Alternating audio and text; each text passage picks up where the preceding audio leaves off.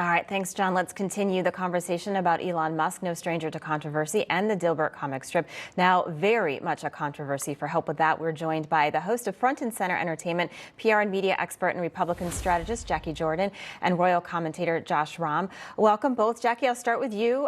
What do you make of the news that hundreds of newspapers are dropping the Dilbert comic strip? And it's, I listened to that interview, and, being in PR myself, you always want to think before you speak. It doesn't seem that he thinks he said anything wrong. What was he thinking?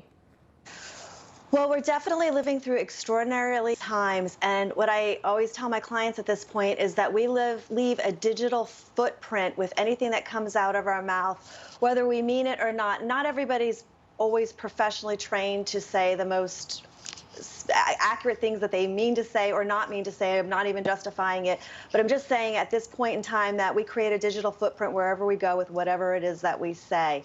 Also on note that the newspapers that are the first to drop him, of course, the Washington Post is, Jeff Bezos' newspaper, Amazon, Los Angeles Times, New York Times. If they have a no tolerance policy regarding anything sensitive that could be construed as racist or anti-Semitic, and that's their absolute bottom line zero tolerance policy around it. Yeah, Jacquie, Elon Musk spoke out in support of Adams and even called the media racist against white people and Asian people now.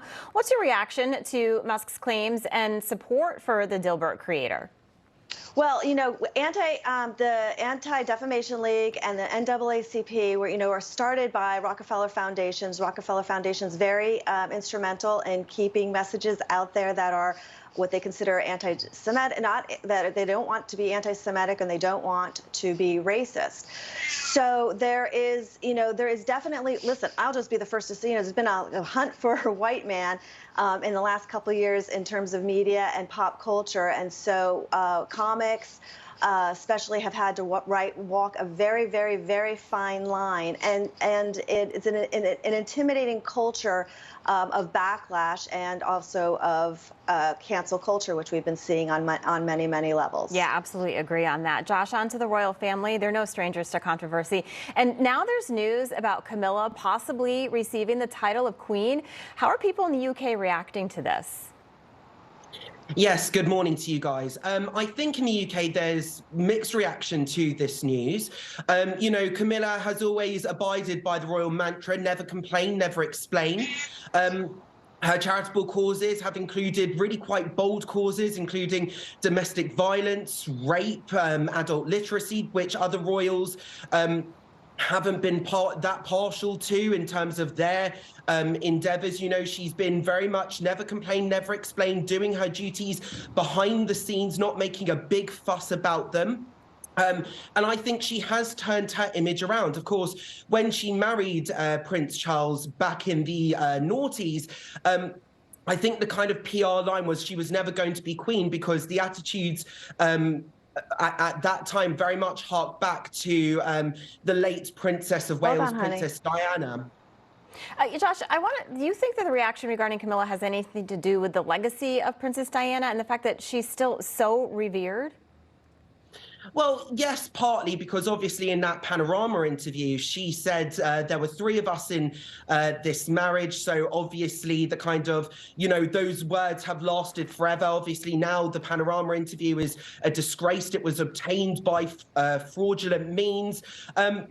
But saying that, Camilla has really turned her reputation around, not just with her charitable causes, but, that devotion. Of course, back in February of 2022, the late Queen said it was her deepest wish for Camilla to have that Queen Consort title. And there is also precedent with this. Back when George VI was crowned, he was crowned alongside the now late Queen Mother. And back when they reigned and ruled, the Queen Mother back then was known as Queen Elizabeth. So there is precedent for this. Yeah, interesting. We'll see how it all plays out. Jacquie, Woody Harrelson also made headlines over the weekend for his controversial SNL Open, where he made a clear statement on where he stood when it comes to the COVID pandemic. He talked about drugs and vaccines. What are you hearing about this? Well, it kind of reminded me of the SNL opening monologue that Dave Chappelle recently did, too. And, I have to ask myself a couple questions. Is SNL pivoting their position, because SNL did not take this position over the past couple of years while we were in COVID. And also, Woody Harrelson has always taken a very a polarizing position. He's a long-term raw vegan, a vegetarian. He's always been for organic foods. Legalization of marijuana are some of Woody's positions. So, I mean, I personally, as a person, I was really happy to see his monologue.